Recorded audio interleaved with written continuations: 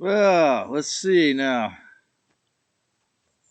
While the planes are checking me circling ahead, since most of my efforts in this location must be in the past and not so much in the future, unless, we overturn the fake inverted society and I can just get my, have my eminent domain and state it here. So I wanted to make a video in this timeless now moment about how I acquired this campsite and why it is so, and one of the reasons why it's so sacred to me. I mean, besides taking care of me in all these many, many moons. And so I'm going to give you, after watching Indigo's Angel show her Italy bed B&B, I'm going to do the grand tour. Okay, first. Okay. I just got this, I call it a big plastic room a couple days ago here. Polyester room. Or I usually for years I had a teepee, a wigwam I call it. And here we have storage. This is my grand shaft. This is my master bathroom.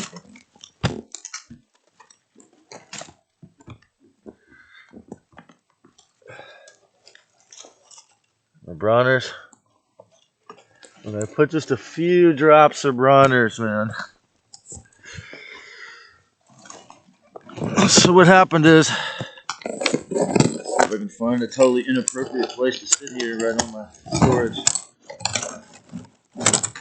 So what happened is, a while back, it was the last year of heavy rains, whenever that was. And I was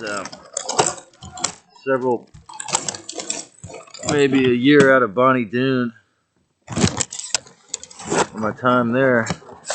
What I'm going to do, I'm going to hold this out flat. I'm using this tree fell down to within an inch of my teepee. If it would have been a foot more, it might have smashed on my head. But I find the good spirits in this town have protected me in such ways as making trees fall over my trails to this place. That's how wonderful the angels are here.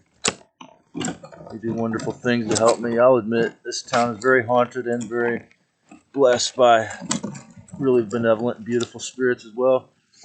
So, here, I almost got it. So, I'm going to start out this with a little reference to an unrelated thing, which is related because it's all connected to this body. And, I studied a few of them, like Christiane Northrup and Dr.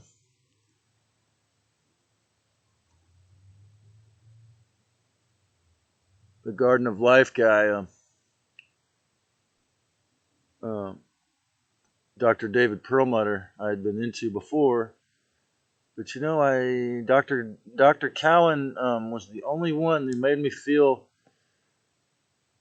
at ease, and it was about April of 2020 when he posted a video. He said, anyone who's on the natural healing wisdom traditions kind of diet should be fine.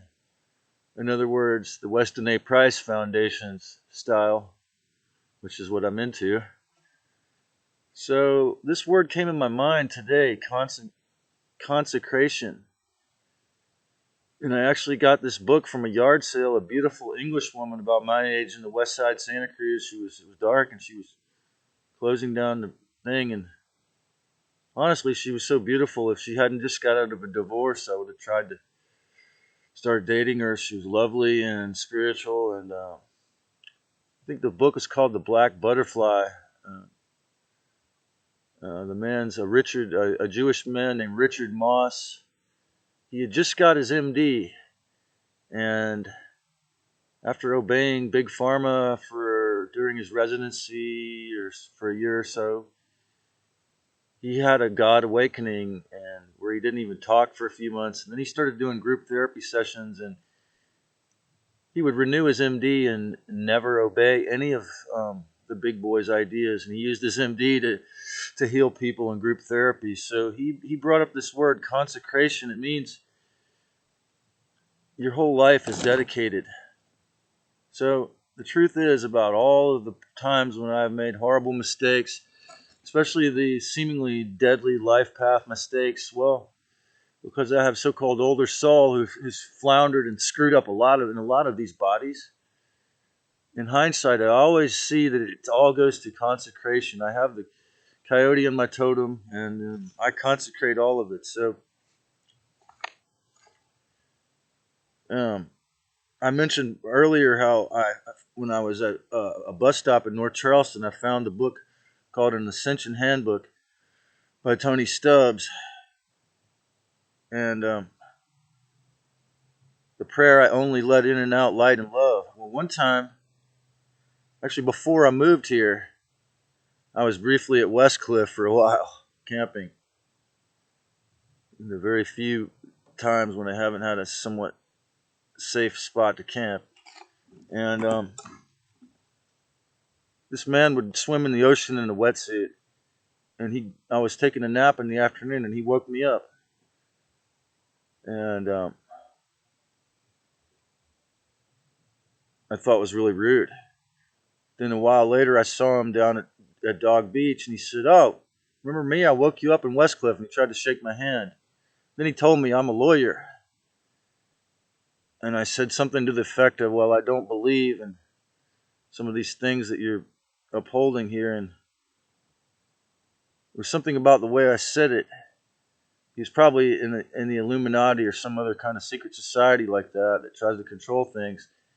And some kind of, or maybe a draconian blood type, or someone with Draco in their blood. And so much scorn and derision got in him at that point when he saw that I didn't believe in the official reality, that he decided he needed to kill me. And several times he was a hardcore alcoholic, I think. Several times he was walking along Westcliff, and once with his friend, and he's talking about, "Just wait right here, and I'll go get my weapons." And his friend said, "People could hear you say that." And so one day I was going back to my camp, and at like 10 o'clock at night in the dark, and somebody's walking by, and I looked up before they got. I couldn't tell who it was before they got close, and it was him. And he said, "That's not you, is it?" "It is you." And you know what? He got out a can of mace. He was about to mace me.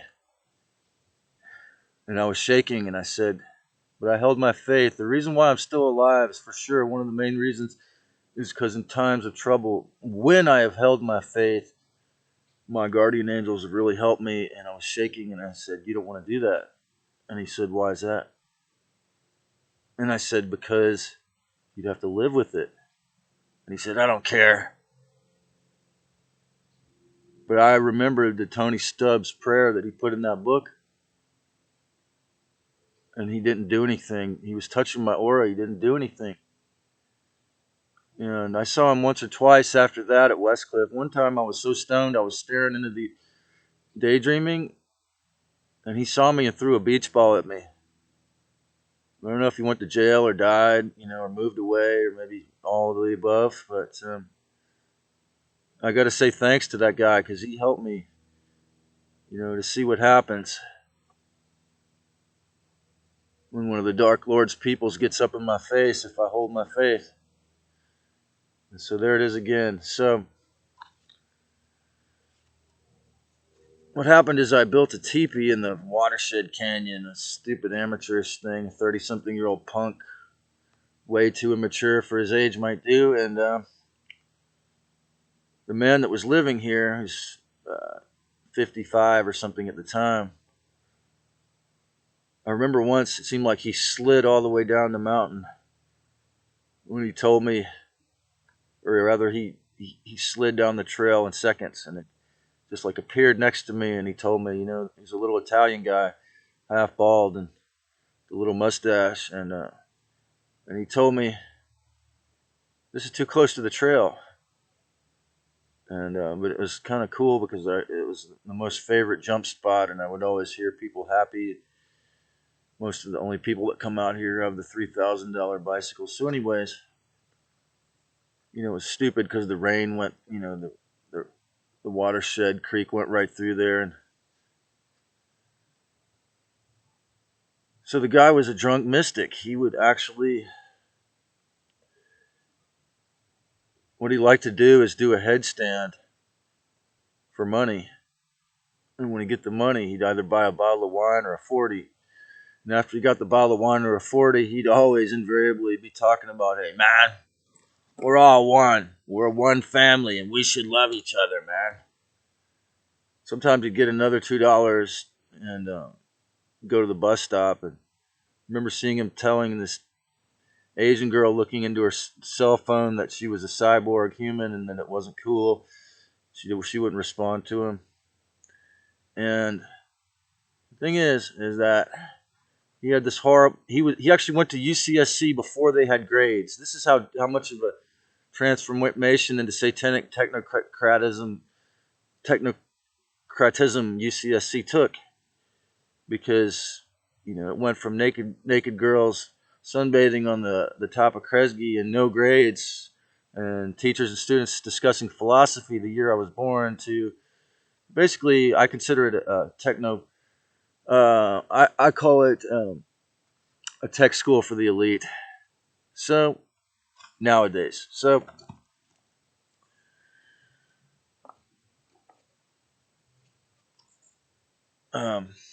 so what happened is he had a horrible habit also of walking out in front of cars when he was drunk. He would just walk out in front of cars, and one day he did that and they killed him. And he would do stuff like, I remember one time he'd say, like, he would buy me $5 worth of food on his EBT if I'd give him $2 for the alcohol. It's the kind of thing you do. But so what happened is he walked out in front of a car in the last year of heavy rains, and about 6 months after that, in the summertime, someone stole my vapor pen and some other things out of my wigwam teepee, and I was too irritated to read spiritual books like I normally do in the morning, so I dragged a few blankets up here, and because it had rained for 2 months after he passed on, it was just most of it all was going to rot. And being a Virgo, he had a huge box of heavy duty garbage bags, which I spent 3 hours cleaning this whole place. And being a meticulous cleaner, when I finally get to it, I cleaned it all perfectly, and got down to all the last scraps of pieces of mylar. And he had these letters his brother had written of him. So it was when I had gotten to the very end, and there was nothing more to clean. The wind blew, there was a pile of leaves covering this letter, and the wind blew it so that I could see the letter under the leaves. And I opened up this letter, and there was a $20 bill in it. And so some of the only things I was able to not have to take out to the trash that were here were pretty moldy, were books on Ascension. So the second time in my life I ever heard of the concept of Ascension was from this drunk mystic, that lived here. I don't know how long. He might have ascended, so he probably did, because he passed a $20 bill to me through time. Somehow posthumously he paid me to clean his camp. He was so relieved to have it clean. So God bless you. Thank you, Brad, wherever you are, and you were a huge help in my journey to prove, the multidimensional reality here to myself. So I'll always think of this as a sacred land and space for that occurrence.